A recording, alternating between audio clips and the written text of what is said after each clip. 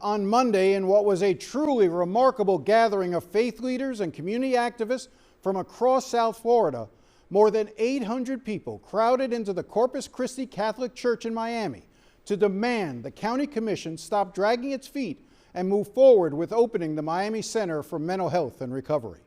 We're gathered here tonight at the largest grassroots gathering in Miami Dade County because we know one thing for sure. Organized people have power. And when ordinary people come together to demand justice, those in power don't just sit idle, they respond. The center, which was promised to voters back in 2004, would take mentally ill individuals out of the jail and move them into a place where they can receive comprehensive treatment and support. The county has spent more than $50 million renovating the building, and 2 years ago, a pair of nonprofit groups were selected to operate the facility, while numerous local groups and agencies have pledged their support, including the Homeless Trust. Funding for the first 2 to 3 years of the center is already in place, and yet the center remains empty, not helping anyone. Are we okay with being told to wait when lives are on the line? No. Or do we believe real accountability means keeping your word, even when things aren't guaranteed?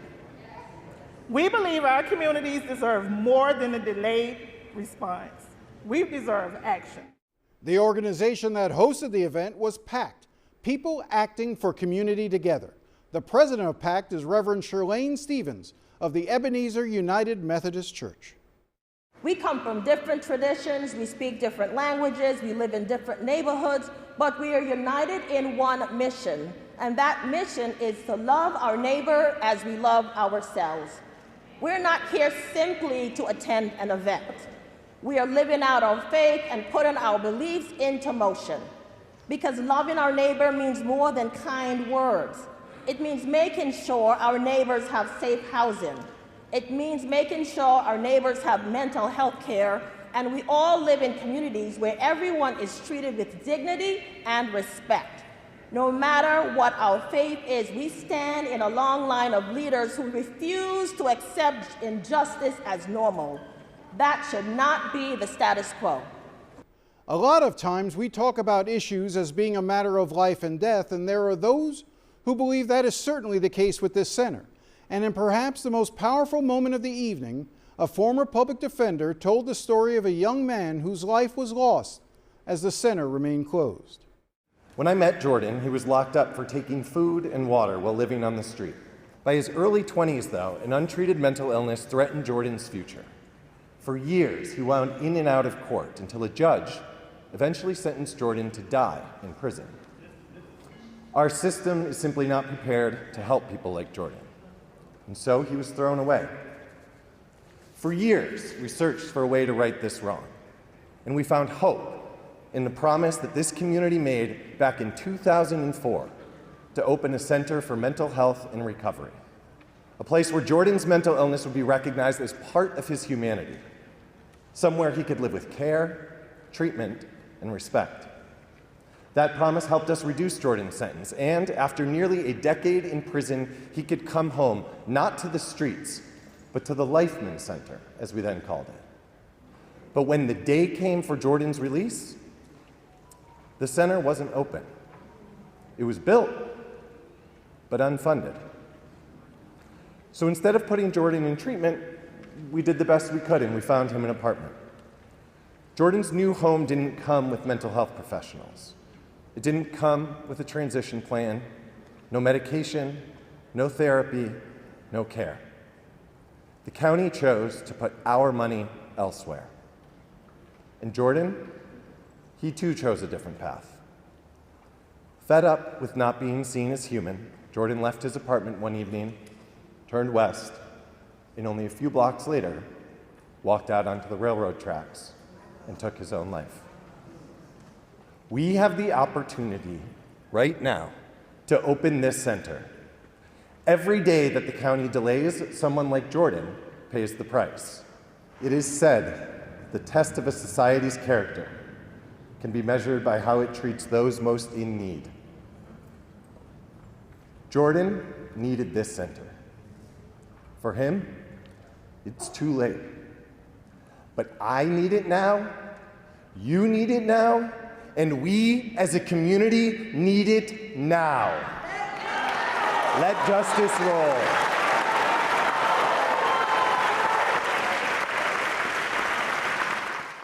Mayor Danielle Levine Cava was there, reaffirming her support.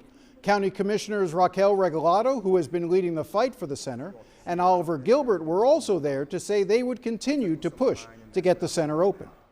I support this facility, I support opening it. I disagree with this dialogue completely.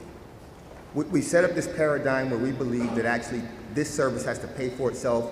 I think that was the wrong approach from the judge. I think that's the wrong conversation that the mayor's having. Listen, services don't necessarily have to pay for themselves in this way. That's not how government works. I had family members who were mentally ill. I don't want them treated in jail. I want them treated in a facility. If we can do that, we should do that. I am willing to commit tax dollars to do that. Commissioner Vicki Lopez had said she would attend, but canceled at the last minute, saying she had a family emergency. The remaining county commissioners didn't respond to PAC's request to attend. Now, after the meeting, I spoke to the Reverend Jess Williams of the First United Methodist Church of Coral Gables. We are called to love and care for people, especially those who have illnesses or issues that are beyond their control.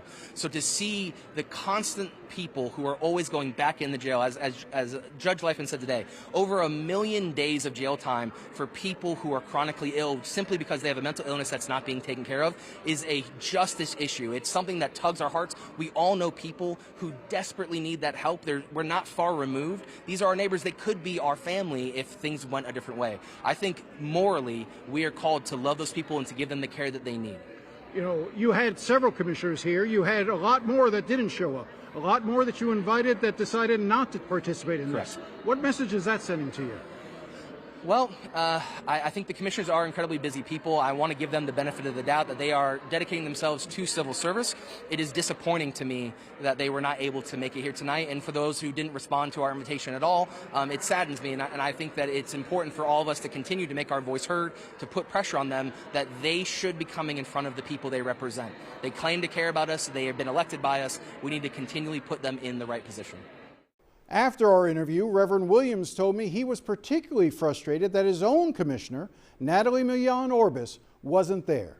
In fact, he told me that he has tried repeatedly to meet with her, but so far she has refused to see him. Orbis was appointed last year to the county commission and is on the ballot for the first time this August.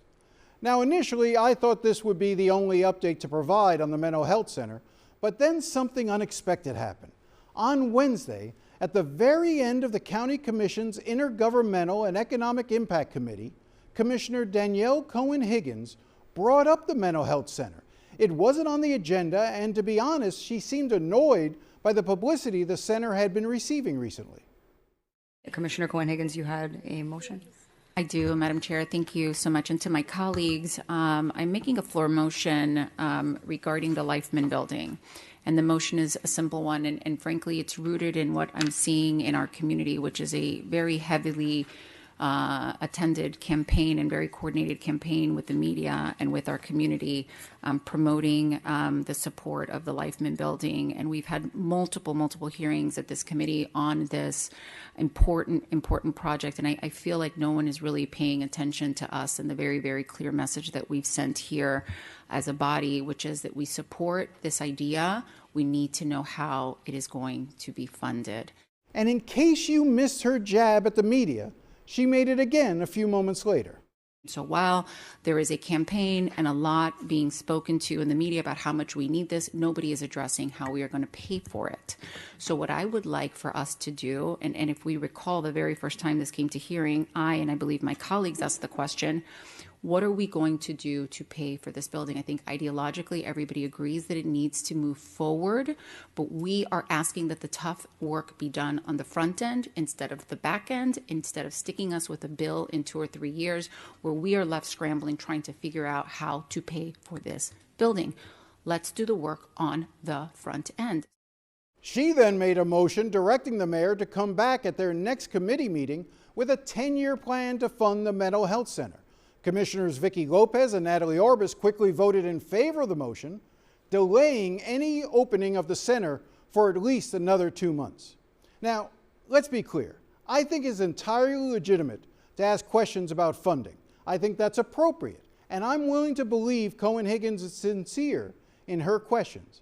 And here's the good news. She is scheduled to be on the show next week so we can discuss this and other county issues. It's important this issue gets resolved one way or another. But I also know the county commission seems to find the money for those things that are important to them. Last month, for instance, the commission approved spending more than $1.8 million on new architectural drawings for the Equestrian Center in Chairman Anthony Rodriguez's district.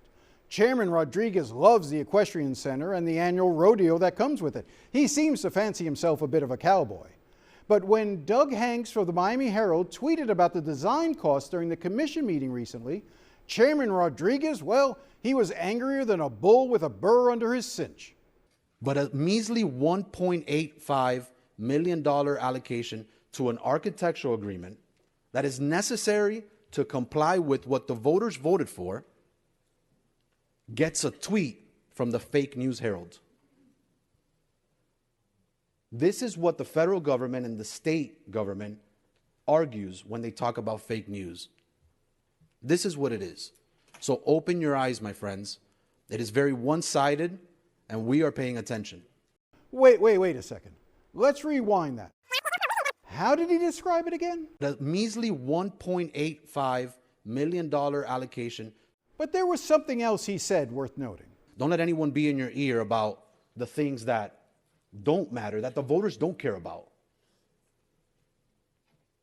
And don't ever think, to any person that says they're a reporter, think that the voters of Miami-Dade County are stupid, because they're not. They are paying attention. And they are smarter than the fake news tweets that are being put out and have been put out. Log on, guys. Go and see it.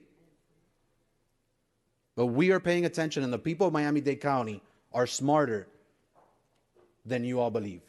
And on that, we agree. The voters are smart. They do know when politicians are misleading them, when they don't live up to their promises. In fact, that's what I think this year's election is going to be all about, at the federal level, the state level, and yes, even the county level.